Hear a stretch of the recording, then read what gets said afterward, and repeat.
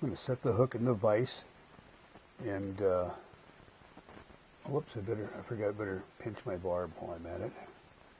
Now I'll pinch the barb, set the hook in the vise, and start a thread base just behind, about 1 eye width behind the hook eye, while Gretchen reviews the recipe with you.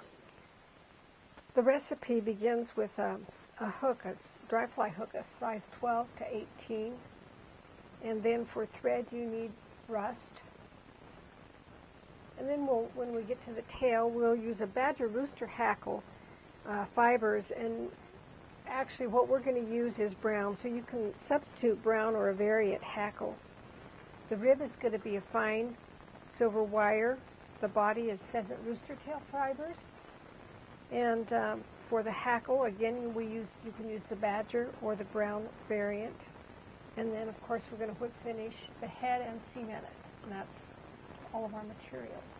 Okay, per the instructions, I started just behind the eye, about 1 eye width on the shank, and wrapped to the end of the shank, which is a position when the thread is hanging straight down that lands at the throat of the barb, or in this case the barb is pinched where it used to be, or at the end of the shank, which is at the end of the flat part where the round part starts.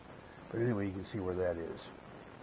Got that in position, and we'll get ready to tie on the tail. And the tail is going to be made out of some hackle barbs. And notice how he pulls the barbs away from the stem rather than stem away from the barb, and that keeps them, the tips even.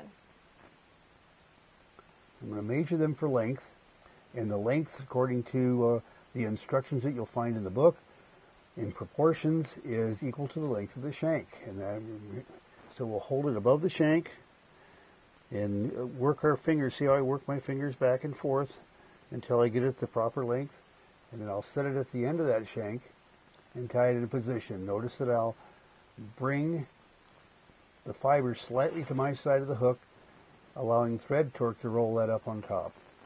And the reason we use the 10 to 15 fibers is that that's enough to support the fly when it lands.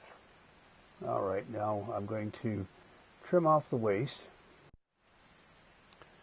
The next item in our recipe is the wire. And in the instructions in the book, you'll find the wire being placed from this side of the vise on the bottom of the hook. And with the camera positioned where it is, which I've got a camera and a tripod between me and the fly, it's a lot easier if I'll work from this side so I don't keep running into the camera. So I'll anchor that with a couple of turns, and I'm going to bend the U that they talk about in the book so that the wire does not pull out. And now I'll start wrapping towards the end of the hook shank,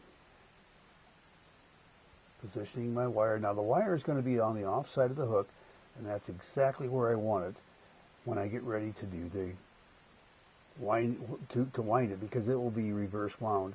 Now let's take a moment to talk about something that's kind of important. First, in proportions. My scissors right here are showing you the 1/3 front, or the 1/3 part of the hook. That's the front 1/3, and that's where the hackle's going to go. The back 2/3 is where the body's going to go. So you got about a 1/3 and 2/3. I need to come forward just a little bit more to get it to be 1/3 and 2/3. Let's see, there's 2/3 and 1/3. Okay, that's just about the right proportions. And the other thing we need to narrate to is something that could cause some confusion, and that is the name variant. And in the olden days, back in the days before all the genetic hackle that we have here in the United States, probably in the 80s and 70s and 60s and earlier, a variant was a fly with an oversized hackle, usually about 2 1/2 times the gap of the hook. Well, over the years, as good genetic hackle has come on the market, we've had an opportunity to have a lot better quality hackle, like this one that we're looking at right here, and that is a lot smaller. So the hackle is, instead of 2 1/2 times, now we're just using the standard measurements that we do for any dry fly, which is the tail equal to the hook shank, and the hackle is equal to 1 1/2 times the span of the gap. Okay, with this in place, we will move on to the next step. The next item on our list is pheasant tail. I'm going to strip out several pheasant tail fibers here. How many does it say to do, It says Gretch? about 4 of them, and then you take those 4 and tie them by the tips. Okay, the tip. I got a bad one in there too. I want to get rid of that, so we'll get rid of that right there. And then you bind those down, and then take the thread back up to where you want to stop the wrapping of it. Okay, let me get rid of that. There, that's the one I wanted to get rid of. Good. Now we'll just Trim them off even. tie it on the underside of the hook, wrap to the end of the shank, and here's an area that you don't want to get into trouble.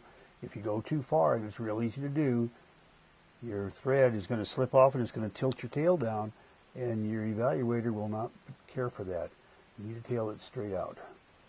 Now I'm going to come forward back to the starting point, back one eye width back from the eye, and wrap forward to meet that thread. Now be sure that you don't twist it as you do it. You want those fibers just to lay flat. So notice how he's using his finger to hold it as he comes around and picks the bets up on the other side. Yeah, if you don't do that, boy, it tends to twist, and it's sure easy to break the darn things too. If you think this is the first time we've tied this, you're wrong. This is another time through, and there's one that just broke free. Oh, but you can. But I think I can probably salvage that, and we'll see here in just a moment if that will work or not. You tie that off. Now, that can trim away. And As long as you look at it and you haven't left any gaps, you can just trim off those broken ones. That looks good. That looks like that's going to be just fine. Now let me bind that down a little bit. Now he's going to, as he Trim off binds it, the he's extra. going to go back a ways. Yeah, now I'm going to go back to the starting of the hackle position, which is 1/3. Remember, 1/3 in the front for the hackle, 2/3 in the back for the body.